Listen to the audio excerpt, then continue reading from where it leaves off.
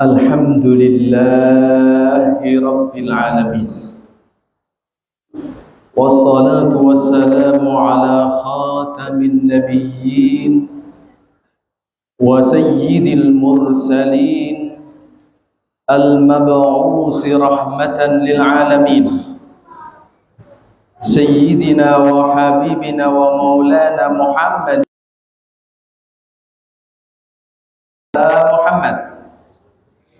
Allahumma salli ala sayyidina Muhammad wa ala alihi wa sahbihi wa man tabi'ahum bi ihsanin ila yaumiddin. Allahumma inna nas'aluka ilman nasiru bihi kamilin wa an taktuba lana bihi minal dhakirin al-khashi'in wa tahsyurana bihi fi zumratil muttaqin. Amin amin ya rabbal alamin. Syukur karena nikmat Allah Subhanahu wa taala.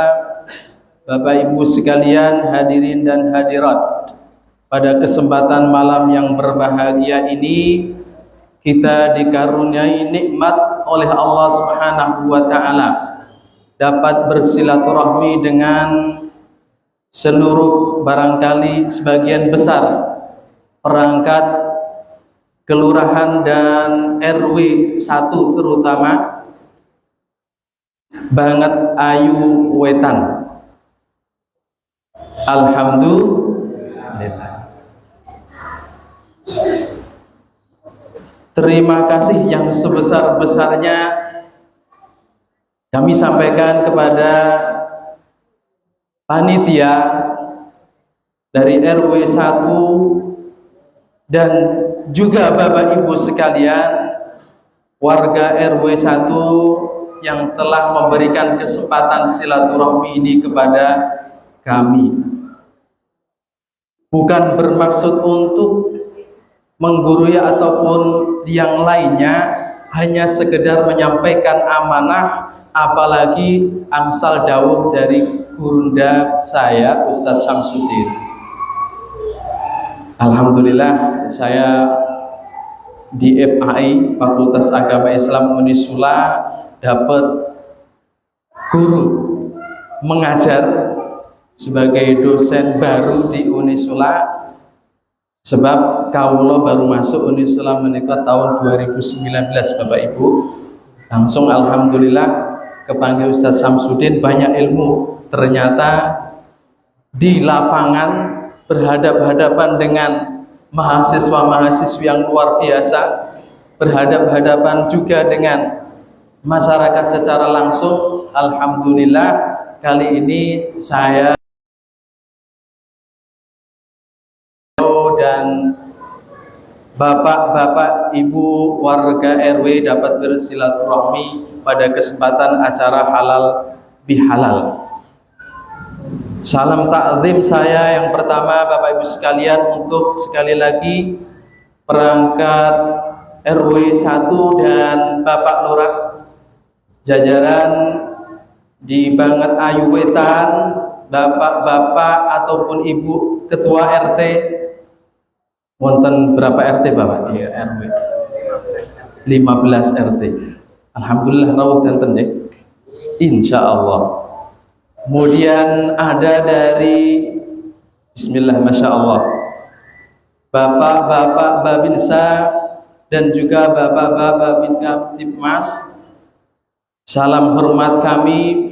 Semoga pertemuan ini semakin mempererat ukhuwah persaudaraan kita. Allahumma. Untuk kedua kalinya mari kawula dherekaken Bapak Ibu sekalian ngaturaken sholawat lan salam dumateng junjungan kita sedaya, tauladan umat, pemberi dan pemilik syafaat ummah baginda Nabi Muhammad sallallahu alaihi wasallam. Untuk baginda Nabi, sanak keluarga zuriat habaib asyraf syarifat, keturunan baginda-baginda Nabi, seluruh para sahabat dan seluruh umat pengikut ajaran baginda Nabi Muhammad sallallahu alaihi wasallam termasuk kita semuanya. Semoga kiriman salawat dan salam ini sampai kepada baginda Nabi, dijawab baginda Nabi secara langsung melalui malaikat, dibalas 10 kali lipat atau lebih banyak, hingga kemudian menjadi wasilah kita mendapatkan syafaatnya kelak di hari akhirat. Allahumma amin. Bapak Ibu sekalian, tidak panjang lebar, ingin kami sampaikan pada kesempatan kali ini yang pertama, manusia pada hakikatnya, entah saudara keluarga, entah saudara seiman, entah saudara sebangsa dan setanah air, entah sebangsa dan senegara, sekabilah, seras, ataupun sesama umat manusia, semuanya adalah saudara. Kula wangsule nggih Bapak Ibu, satu keluarga berarti saudara sekeluarga, senasab. Seiman, seislam, seagama berarti saudara sebangsa dan setanah air berarti saudara sebangsa setanah air. Bukan sebangsa setanah air, tetapi sesama saudara manusia. Iya. Dan yang lebih utama, sesama saudara makhluk ciptaan Allah Subhanahu wa ta'ala. Ini prinsip yang harus kita pegang selalu Bapak Ibu sekalian dalam bermuamalah, berinteraksi. Kalau bukan saudara keluarga kita, boleh jadi saudara seiman setakwa. Kalau bukan seiman setakwa, boleh jadi sebangsa dan setanah air. Kalau bukan sebangsa dan setanah air, sekali lagi sama-sama ciptaan Allah Subhanahu wa ta'ala sebagai ciptaan yang terbaik, yaitu manusia. Maka sesama saudara ada hak, apalagi sesama agama haknya 2, apalagi sesama sebangsa setanah air double. Karena kita memiliki hak, maka orang lain wajib menunaikan hak kita, dan kita wajib menunaikan hak saudara kita untuk mereka. Maka dalam hal ini kita pertama ingin menegaskan Bapak Ibu sekalian, tradisi halal bihalal memang Bapak Ibu tradisi umat Islam, khususnya di Indonesia. Tetapi esensi hakikat halal bihalal itu bukan semata-mata antar sesama umat Islam. Bahkan umat non-Islam pun patut dan layak untuk kita halal bihalal. Kenapa? Karena esensi halal bihalal, hakikat halal bihalal adalah saling memaafkan. Nah, ingat toh? Tetangga kita barangkali non-muslim, tetapi punya hak tetangga sebangsa dan setanah air, se-RT, se-RW, satu kelurahan, satu kecamatan, satu kabupaten, atau satu kota, dan satu bangsa dan satu negara. Punya hak yang harus kita jaga bersama-sama. Halal bihalal saling memaafkan, khususnya bagi umat Islam, sangat-sangat penting, dan juga untuk sesama saudara kita yang lain juga. Maka tidak keliru apabila dalam setiap acara halal bihalal, selain saudara-saudara seiman dan setakwa pun, umat agama yang lain juga mendapatkan undangan. Bapak Ibu sekalian yang dirahmati oleh Allah Subhanahu wa ta'ala, Islam ajaran yang paling sempurna bagi kita umat Islam, dan kita harus meyakininya. Karena memang sebagai umat Islam, kalau kita tidak yakin, maka kita perlu meyakinkan diri lagi dengan terus menggali nilai-nilai Islami supaya kita bisa menerapkannya dalam kehidupan sehari-hari. Alhamdulillah Bapak Ibu sekalian, Allah Subhanahu wa ta'ala sudah memberikan satu kesempatan khusus istimewa, 1 bulan. Kalau ben 29 hari napa 30 mriki Bapak? Alhamdulillah 30 ganap sempurna nggih. Mungkin sebagian ada yang 29. Mungkin karena perbedaan, tidak apa-apa. Pada prinsipnya tetap 1 Syawal. Ngaten nggih? Nggih. Ya, Allah Subhanahu wa taala memberikan kesempatan itu untuk menunjukkan yang pertama kasih sayang Allah Subhanahu wa taala. Seperti apa? Panjenengan bayangkan cobi. Kalau seandainya Ramadan itu lebih dari 1 bulan, 2 bulan, 3 bulan, mungkin 4 bulan, mungkin 5 bulan, setengah tahun, panjenengan kiat. Menggap. Kita yang di Indonesia saja puasa kita rata-rata berapa jam Bapak Ibu? Dari jam 4 ya, antara jam 4 tujuh setengah 5 subuhnya sampai jam setengah 6 atau jam 6, ngaten nggih? 12 tambah 2 kira-kira 14 jam kurang lebih. Di sebelah negara-negara timur barat, sebagian negara-negara Afrika ada yang sampai harus berpuasa lebih dari 15, lebih dari 18. Bayangkan, bahkan di sebagian kecil negara Eropa dan Amerika ada yang hampir 20 jam berpuasa. Kita di Indonesia stabil, diberi cuaca iklim yang stabil. Nah, apalagi kalau musimnya musim hujan, puasanya mungkin luar biasa, sing macam-macam lah, yang flu, yang batuk, dan seterusnya seperti yang disampaikan Bapak Lurah tadi, untuk terus berhati-hati dengan namanya wabah nyamuk.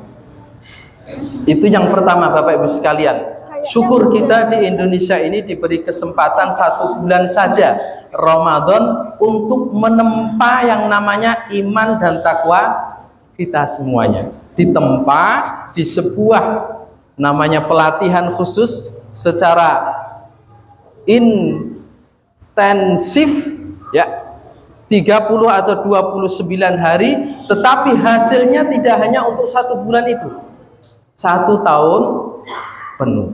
Maka para ulama mengatakan salah satu ya tanda amalan ibadah kita pada bulan Ramadan itu diterima oleh Allah apa? Dampaknya dalam kehidupan kita setelah Ramadan terlihat jelas.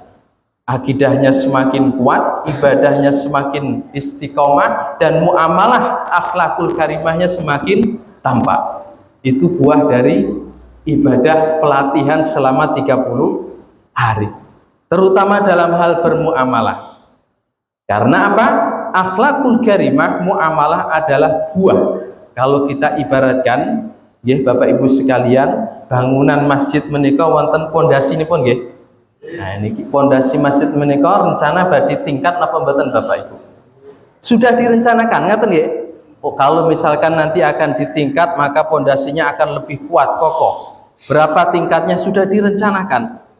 Semakin kuat pondasi, maka dindingnya, ya, bangunan di atasnya, atapnya akan semakin kokoh seberapapun sesuai dengan rencana pembangunan itu. Demikian juga ketika akidah kita kuat, maka ibadah apapun yang akan kita laksanakan semakin istiqomah.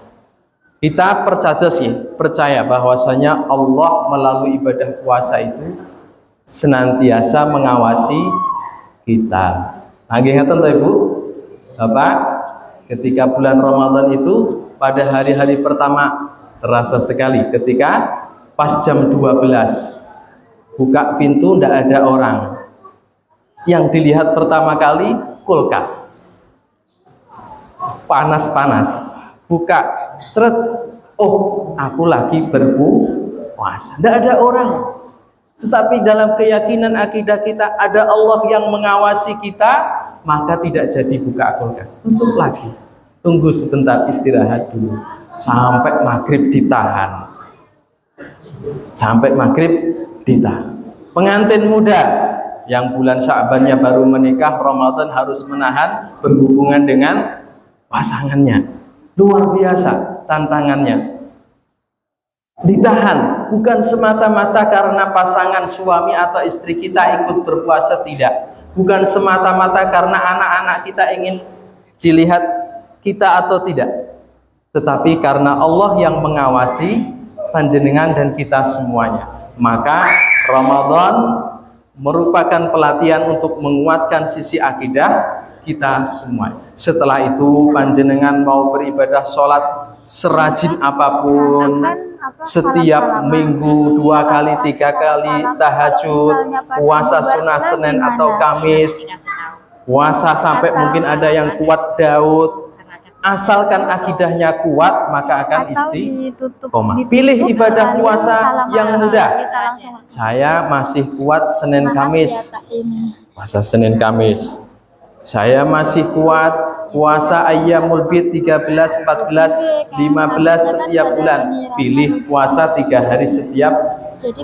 Bapak Ibu sekalian yang dirahmati oleh Allah Subhanahu wa taala. Sekali lagi, bulan Ramadan memiliki dampak yang sangat besar bagi kita dalam beribadah Bapak Ibu. 1 bulan kita dilatih, 11 bulan pengaruhnya luar biasa. Kita tidak bisa membayangkan kalau 2 bulan Ramadan, 3 bulan Ramadan berat. Tetapi Allah Maha sayang dengan kita, 1 bulan saja cukup panjenengan untuk bekal 11 bulan. Insya Allah tahun depan kejumpa lagi dengan Ramadan. Allahumma amin. Bapak Ibu sekalian yang dirahmati Allah Subhanahu wa taala. Ramadan telah mengantarkan kita sebagai orang Islam yang bergelar MB. MB ini apa Bapak Ibu? Manusia bertakwa. Manusia bertakwa. Di awal surat Al-Baqarah, dzalikal kitabu la raiba fihi hudan lil muttaqin alladzina yu'minuna bil ghaibi wa yuqimuna as-salata wa mimma razaqnahum yunfiqun walladzina yu'minuna bima unzila ilaika wa ma unzila min qablik wa bil akhirati hum yuqinun. Disebutkan beberapa sifat orang yang bertakwa. Kemudian di surat yang lain juga disebutkan sifat-sifat orang yang bertakwa. Ingkang dipun waos Ibu kalau waon apa Mbak? Uiddat lil muttaqin alladzina yunfikuna fis sarra wad dharra wal kadhimina al ghaidha wal 'afina 'anil nas wallahu yuhibbul muhsinin, dan seterusnya. Di surat yang lain ada tanda-tanda orang yang bertakwa yang lain. Maksudnya apa Bapak Ibu sekalian? Maksudnya bahwasanya ketakwaan itu sesuai dengan kemampuan panjenengan masing-masing. Panjenengan masing-masing. Pertama, yang kedua, ada hal-hal yang sifatnya wajib yang harus kita upayakan, kita jaga bersama-sama. Setiap hari ada kewajiban namanya sholat fardu 5, subuh, duhur, asar, maghrib, isya. Gitu. Namanya wajib, semua orang harus melaksanakan. Nah, ngaten. Tetapi ada ibadah-ibadah yang sunnah, panjenengan pilih. Pak Lurah pilih ibadah sunnah yang paling disukai Pak Lurah adalah bersedekah. Keluarkan sedekahnya. Kemudian Bapak satunya Pak RW milih ibadah sunnah sholat rawatib, jaga sholat rawatibnya. Kemudian ibu-ibu kuat berpuasa Senin dan Kamis atas izin sang suami, pilih ibadah sunnah Senin atau Kamis atau dua-duanya. Ada sebagian kita yang mas-mas puasa berat, sedekah apalagi belum punya saldo. Nah gitu, masih sekolah, masih kuliah, apalagi puasa harus ke kampus, mungkin harus kerja, maka ibadah sunnahnya apa? Pilih zikir. Subhanallah, la ilaha illallah, alhamdulillah. Untuk ibadah-ibadah sunnah, pilih sesuai dengan apa yang kita sukai dan apa yang mudah untuk kita laksanakan. Yang penting istiqomah. Bapak-bapak sebagian yang sangat cinta dengan membaca Al-Quran, pilih baca Al-Quran. Saya bisa 2 ibadah sunnah, saya istiqomah insya Allah Ustaz. Silahkan. Tetapi jangan sampai kita terbebani dengan ibadah sunnah sampai kemudian melalaikan kewajiban. Dan itulah ciri agama Islam, Bapak Ibu sekalian, seimbang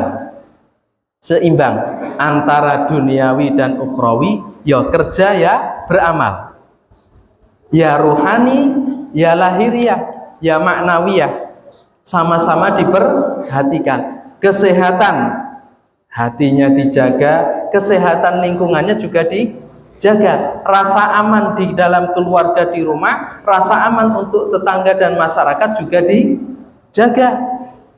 Keseimbang, dan itulah yang menjadi ciri agama Islam, serba seimbang. Panjenengan bersani ibadah apapun dalam agama Islam selain untuk kepentingan individu pribadi,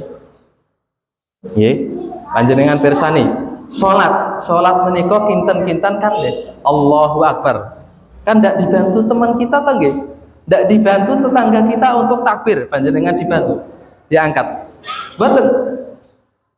Ibadah pribadi, tetapi luar biasa manfaat dan hikmahnya, tidak hanya untuk pribadi orang yang melaksanakan sholat, tetapi juga untuk keluarga, untuk anak, untuk tetangga, untuk masyarakat. Oleh karena itu Allah mengatakan, berfirman, innas sholata tanha anil fahsya wal munkar. Tunaikan sholat, tegakkan sholat, karena sholat itu bisa mencegah orang yang menunaikan sholat, dan orang yang tidak menunaikan sholat juga terpengaruh. Kenapa? Karena dia menghormati orang yang sholat. Mencegah perbuatan keji dan mungkar. Dari satu pribadi, satu individu, satu anggota keluarga saling menjaga kerukunan, tidak melakukan perbuatan keji dan mungkar, satu masyarakat saling menjaga, satu kelurahan saling menjaga, Bapak Babinsa tidak perlu repot-repot. Saling menjaga keamanan. Kantor polisi sepi karena semuanya menjaga keamanan. Ibadah puasa mengajari kita, sholat juga demikian, apalagi zakat. Panjenengan disuwun zakat berapa persen Bapak Ibu dari penghasilan kita? 2,5%. Satu tahun zakat fitrah pinten? 2,5 atau lebih sedikit kilogram beras. Sedikit sekali Bapak Ibu sekali kalau diperhatikan, dibandingkan dengan berapa banyak saldo kita di rekeningnya. Jangan gadah rekening mandiri, ada BSI, ada Bank Jateng Syariah.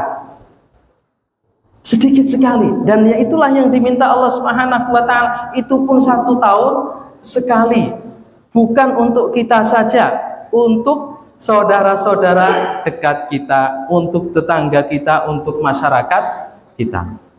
Sekali lagi, seluruh ibadah dalam ajaran Islam itu Bapak Ibu sekalian, meskipun dikerjakan oleh setiap orang, tetapi dampak pengaruh positifnya untuk masyarakat. Sekali lagi, sholat, puasa, zakat, sedekah, apalagi haji juga demikian Bapak Ibu sekalian. Haji itu untuk bermasyarakat dan bersosial juga. Panjenengan sebentar lagi insya Allah wonten warga RW setunggal ingkang badhe haji Bapak Kelurahan Banget Ayu Wetan pinten Bapak? Alhamdulillah. Selasa nggih bidal. Mari kita lanjutkan dengan bersalam-salaman untuk yang mabrur insyaallah. Qabul umrah nggih. laki-laki dan yang perempuan Hajjan mabrura wa sa'yan masykura wa dzamban maghfura. Tanggal 26 27 nggih Bapak Kloter Semarang kados e. Insyaallah qabul. Haji yang menurut mungkin sebagian kita hanya untuk gelar Pak Haji atau Bu Hajah saja, tetapi sebenarnya luar biasa dampaknya untuk masyarakat Bapak Ibu sekalian. Panjenengan coba cermati dari awal keberangkatan persiapan untuk haji, panjenengan sudah diundang walimatus safar untuk li'adail haji wal umroh, menunaikan haji dan umroh bersama-sama melepas saudara-saudara kita yang akan menunaikan ibadah haji dan umroh. Ada kebersamaan, dan sekali lagi itulah ciri ibadah dalam Islam, menyatukan Bapak Ibu, membentuk kebersamaan. Panjenengan sekali lagi kembali ke Ramadan. Seandainya Ramadan itu tidak ditetapkan bersama-sama, sakit kompak napa boten? Angel. Tetapi karena ditetapkan Allah, wahai orang-orang yang beriman semuanya di seluruh dunia, asalkan kalian sudah melihat hilal 1 Ramadan, puasa bareng semuanya kompak 1 Ramadan. Meskipun kemudian ada yang berbeda, Aprilnya atau mungkin Meinya atau Maretnya, tetapi sepakat 1 Ramadan. Ibadah dalam Islam menyatukan. Sholat berjamaah juga demikian. Yang selama ini disibukkan dengan urusan-urusan kantor, di sekolah, di tempat-tempat kerja yang lain, disatukan dengan Allahu Akbar, Allahu Akbar, bergerak dengan sendirinya kaki melangkah ke tempat wudhu, tangan menjawil kawannya, dan mas, ayo sholat dulu, menyatukan. Dan itulah nikmatnya ibadah dalam Islam, menyatukan. Apalagi nanti sebentar lagi Idul Adha, ibadah kurban, yang tadinya tidak pernah ke masjid tiba-tiba kemudian ngumpul ke masjid. Dan itu nikmat Bapak Ibu sekalian, nikmat bersama-sama. Ya, barangkali dengan kebersamaan itulah kemudian membuka hati untuk menerima hidayah yang lebih baik. Haji dan umrah sekaligus demikian Bapak Ibu sekalian. Tidak hanya membentuk pribadi seorang bapak haji atau ibu hajah, tetapi Bapak Ibu sekalian, masyarakat luar biasa terpengaruh dengan ibadah manasik haji ini. Karena pada minggu-minggu ke depan Bapak Ibu sekalian, nun sewu, nanti Bapak Imam dan Khotib akan sering mungkin berceramah atau berkhutbah Jumat mengingatkan tentang keutamaan ibadah haji dan umroh. Panjenengan tidak bisa menunaikan ibadah haji dan umroh, tetapi ada ibadah yang lain yang akan menggantikannya, yaitu kurban, yang akan menggantikan ibadah haji dan umroh. Tidak bisa satu orang satu kambing, bisa mungkin patungan, iuran. Sudah mulai dibentuk panitianipun Bapak? Insya Allah segera, karena mungkin harga sapi akan segera naik lagi. Bapak Ibu sekalian yang dirahmati oleh Allah Subhanahu wa taala, kami ulangi lagi, prinsip ibadah dalam Islam itu tidak melulu untuk membuat seorang muslim soleh sendiri, selamat bahagia sendiri, tidak, tetapi ajak-ajak. Jadi nek pengen masuk surga jangan sendiri, diajak temennya. Surganya sangat luas, jangan dipersempit. Saudara kita luar biasa begitu banyak, jangan dipersempit luasnya surga. Saudara kita cuma seberapa yang kita kenal Bapak Ibu, yang kita kenal pun kadang kita tidak begitu akrab. Ya, tadi tiwas wasari'u ila maghfiratin min rabbikum wa jannah, bersegeralah kalian jemput ampunan Allah dan surganya Allah. Luasnya lebih luas dari langit dan bumi yang kita pijak sekarang ini. Begitu luasnya, kenapa kita harus mempersempit surga? Ajak saudara-saudara kita untuk bersama-sama menjemput ampunan dan maghfirah Allah Subhanahu wa ta'ala. Bapak Ibu sekalian yang dirahmati oleh Allah Subhanahu wa ta'ala, momen halal bihalal terakhir nyuwun sewu nggih Bapak Ibu, adalah saat kita untuk membuka hati kita pertama. Namanya manusia biasa seperti yang dipun sampaikan Bapak Lurah, Bapak RW dan yang lainnya, pasti keliru dan salah. Panjenengan dalam menyikapi kesalahan saudara, teman, terkadang mampu untuk mengendalikan emosi, amarah. Sering bisa Bapak Ibu menahan amarah, emosi? Kadang bisa, kadang susah Ustadz. Lebih banyak susahnya, tidak apa-apa susah, karena memang itu adalah tantangan kita. Sekali lagi, dalam menyikapi kesalahan dan keburukan orang lain, terkadang kita harus menahan amarah dan emosi. Manusia punya nafsu, punya emosi. Kalau tidak punya nafsu, tidak punya emosi, itu malaikat. Yang kedua, dalam menyikapi kesalahan orang,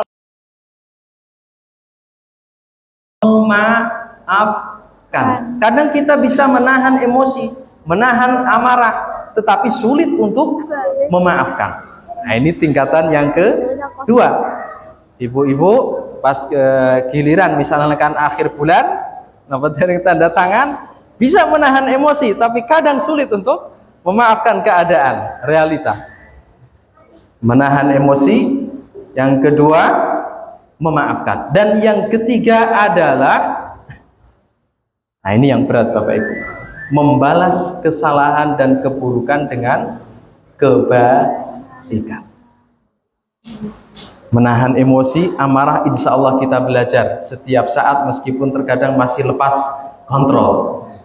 Kita perbaharui selalu, namanya manusia biasa, gitu. Kadang lepas kontrol, kadang segera kita perbaiki. Yang kedua, memaafkan. Memaafkan itu berarti menghapus, melupakan kesalahan. Kalau sudah dilupakan, jangan diungkit-ungkit lagi. Dan yang ketiga, inilah paling berat Bapak Ibu tingkatannya. Tetapi kita belajar berusaha. Kita coba. Sesekali kita coba. Sudah bisa menahan emosi, sudah bisa memaafkan, dan yang terakhir adalah membalas dengan kebaikan.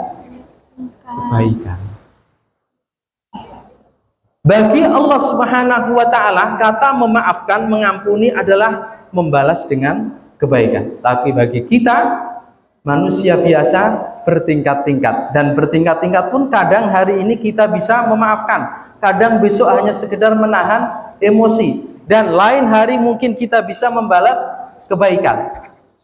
Namanya manusia biasa, berubah-ubah. Tetapi kita coba berusaha untuk terus memperbaiki diri Bapak Ibu sekalian. Dari Pak Lurah kepada Pak RW, Pak RT, Pak RT, Pak RW, tidak setiap saat saya bisa turun ke bawah bersama-sama melihat kondisi dan situasi warga. Mohon dimaafkan.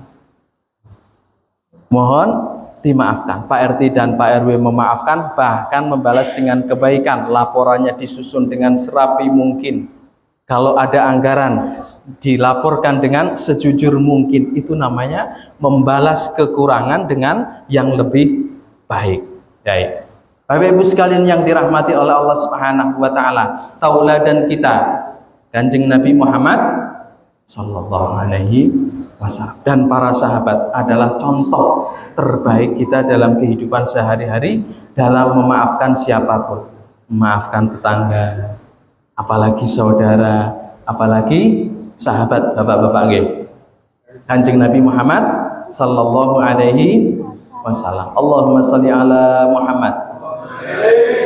Suatu hari ada seorang sahabat yang agak kasar menjumpai baginda Nabi Muhammad sallallahu alaihi wasallam ngagem surban di lehernya. Sahabat tadi tiba-tiba datang kepada Nabi, menarik surban Kanjeng Nabi dengan sekuat mungkin sampai membekas di leher baginda Nabi.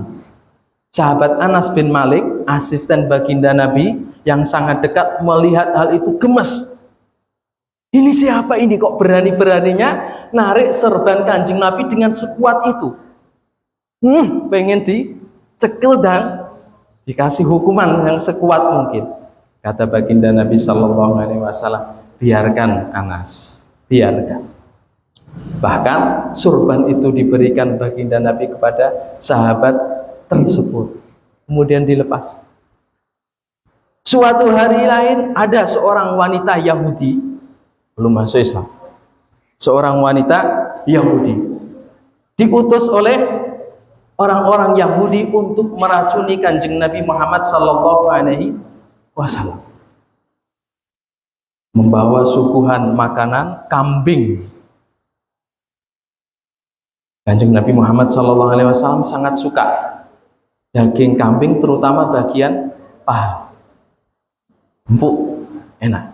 Suka sekali Kanjeng Nabi datang kepada baginda Nabi dengan masakan daging kambing, disuguhkan oleh wanita Yahudi, itu diterima oleh Kanjeng Nabi. Loh, itu kan dari Yahudi, hadiah. Kanjeng Nabi pun menerima dari selain sahabatnya juga. Hadiah dari umat Nasrani diterima, hadiah dari umat Yahudi diterima, hadiah dari orang-orang kafir Quraisy pun kalau diberikan juga diterima Kanjeng Nabi. Dan apa yang dilakukan Kanjeng Nabi? Disuguhi masakan daging kambing beracun. Kanjeng Nabi tidak tahu. Dimakan Kanjeng Nabi Muhammad SAW dengan lahapnya, dinikmati. Kemudian terasa oleh baginda Nabi Muhammad SAW ada sesuatu di makanan tersebut. Ditanya wanita Yahudi tersebut, apa yang engkau masukkan ke dalam masakan kambingmu ini? Dia mengaku racun. Aku disuruh oleh orang-orangku untuk meracunimu dan membunuhmu, wahai Muhammad. Sahabat-sahabat datang berkumpul. Baginda Nabi Muhammad SAW pun sudah merasakan efek dari racun tersebut. Para sahabat bertanya dan menangkap wanita Yahudi itu, kemudian mengadili, bertanya kepada baginda Nabi, apa yang harus kita lakukan terhadap wanita ini, wahai baginda Nabi? Lepaskan, dilepaskan oleh baginda Nabi sampai detik-detik terakhir baginda Nabi SAW akan wafat. Dipanggil Allah Subhanahu wa Ta'ala, wanita tersebut masih hidup. Disaksikan oleh sahabat Anas bin Malik, masih hidup wanita tersebut. Dibiarkan oleh para sahabat. Membalas keburukan, kesalahan dengan kebaikan. Baginda Nabi Sallallahu Alaihi Wasallam. Demikian juga dengan para sahabatnya, Abu Bakar As-Siddiq. Ketika fitnah hoax menimpa Sayyidah Aisyah radhiyallahu anha, difitnah Ummul Mukminin Sayyidah Aisyah telah berkhianat, mengkhianati Kanjeng Nabi oleh orang-orang munafik, termasuk yang terpengaruh sebagian sahabat dari baginda Nabi yang bernama Mistah bin Utsatsah, asistennya Abu Bakar As-Siddiq, sahabat masuk Islam tetapi terpengaruh dengan hoax isu Sayyidah Aisyah Ummul Mukminin, istri baginda Nabi, telah berkhianat, selingkuh. Goncang seluruh kota Madinah, termasuk para sahabat. Baginda Nabi menunggu selama 30 hari jawaban dari Allah Subhanahu wa Ta'ala, apa benar istriku Aisyah selingkuh? Ditunggu jawaban dari Allah Subhanahu wa Ta'ala. Akhirnya kemudian hampir 1 bulan turun jawaban dari Allah Subhanahu wa Ta'ala, Sayyidah Aisyah tidak bersalah. Itu hanya sekedar fitnah, hoax, bohong.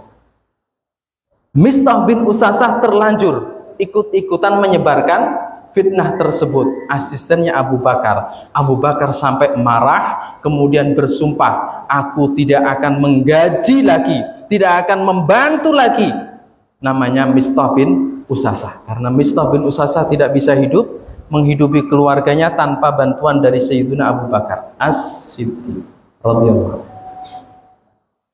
Sumpah Abu Bakar tersebut didengar oleh baginda Rasulullah sallallahu alaihi wasallam. Allahumma shalli ala Muhammad. Apa yang dilakukan baginda Rasulullah sallallahu alaihi wasallam? Abu Bakar, falyafu wal yasfahu, ala tuhibbuna an yaghfirallahu lakum. Hendaklah kalian memaafkan, sudah ampuni saja.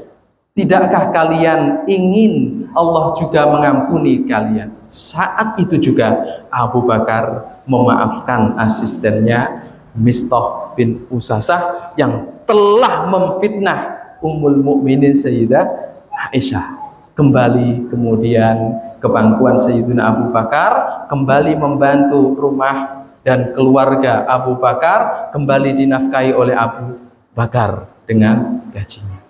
Umar bin Khattab juga demikian, Bapak Ibu sekalian, pernah dikritik sepedas mungkin oleh rakyatnya saat itu. Kita tahu Umar bin Khattab sahabat yang paling adil, paling bijak, paling tegas terhadap rakyatnya, masih dikritik oleh rakyatnya. Kamu belum bisa adil wahai Umar, bagian kami mana? Kurang.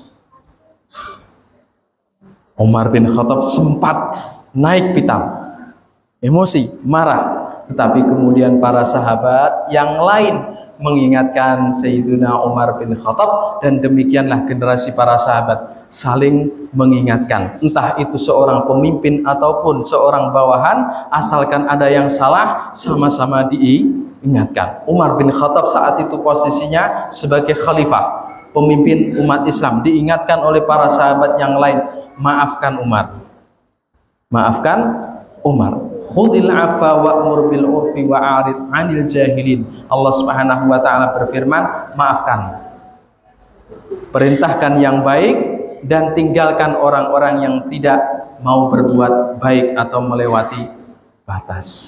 Bapak Ibu sekalian yang dirahmati oleh Allah Subhanahu wa taala, momen halal bihalal kita garis bawahi ya Bapak Ibu, bukan sekedar untuk kita yang sesama agama Islam, tetapi masyarakat kita sebangsa dan setanah air, bahkan konon sudah menjadi tradisi kita ya.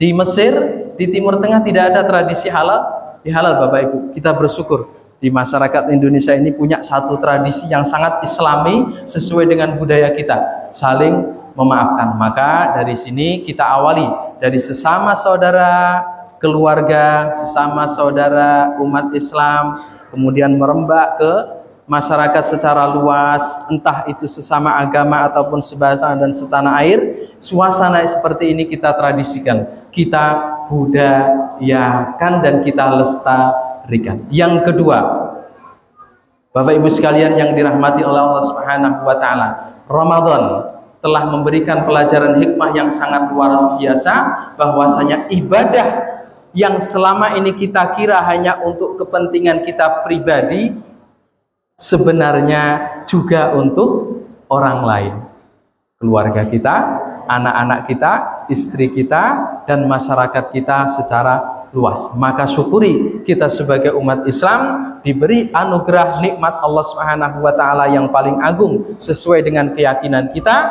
yaitu agama Islam. Dan yang terakhir Bapak Ibu sekalian, momen halal bihalal, momen mempererat persaudaraan, saling memaafkan.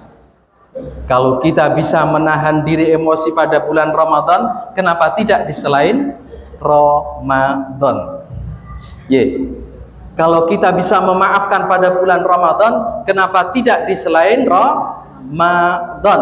Dan kalau kita bisa membalas keburukan, kesalahan, dosa orang lain di bulan Ramadan, kenapa kita tidak bisa juga membalas dengan kebaikan di selain Ramadan? Sehingga dengan etikat, komitmen seperti ini, barangkali Allah Subhanahu wa taala mendengar harapan kita, doa kita bersama. Bulan depan, bulan berikutnya, 11 bulan yang akan datang, kita diperjumpakan kembali dengan bulan Ramadan.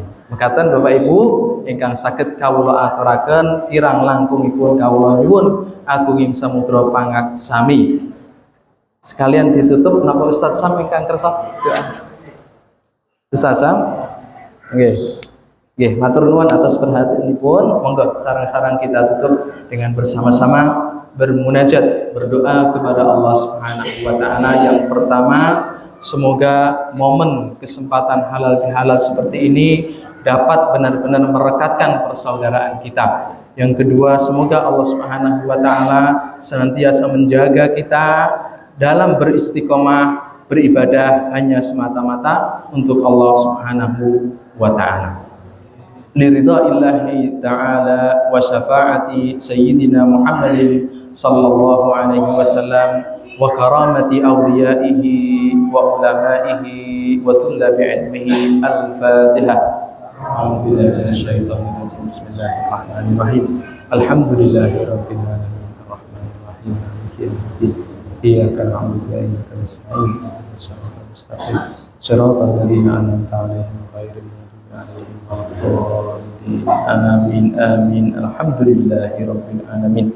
Hamdan na'imin hamdas syakirin hamdan yuwafi ni'amahu wa yukafi'u mazidah. Ya Rabbana lakal hamdu kama yanbaghi li jalali wajhikal karim wa 'azimi sultanik. Allahumma salli ala sayyidina Muhammadin fil awwalin wa salli ala sayyidina Muhammadin fil akhirin wa salli ala sayyidina Muhammadin fi kulli waqtin wa hin wa salli ala sayyidina Muhammadin fil mala'il a'la ila yaumiddin. Rabbana taqabbal minna innaka antas sami'ul alim wa tub alaina innaka antat tawwabur rahim. Rabbana alif baina qulubina wa aslih dhata bainina warzuqna subulas salam. Rabbana la tuzigh qulubana ba'da in hadaitana wa hab lana min ladunka rahmah innaka antal wahhab. Allahumma shfi mardana wa mardal muslimin warham mautana wa mautal muslimin wa taqabbal syuhada'ana wa syuhada'al muslimin. Allahumma aslih wulata umurina. Allahumma arzuqhum bitanatal khair wa la turzuqhum bitanatal syarr. Rabbana 'alaika tawakkalna wa ilaika anabna wa ilaikal masir. Rabbana atina fid dunya hasanah wa fil akhirati hasanah wa qina 'adzaban nar. Wa sallallahu ala sayyidina Muhammadin wa ala alihi wa sahbihi wa baraka wa sallam. Wassalamu alaikum warahmatullahi wabarakatuh.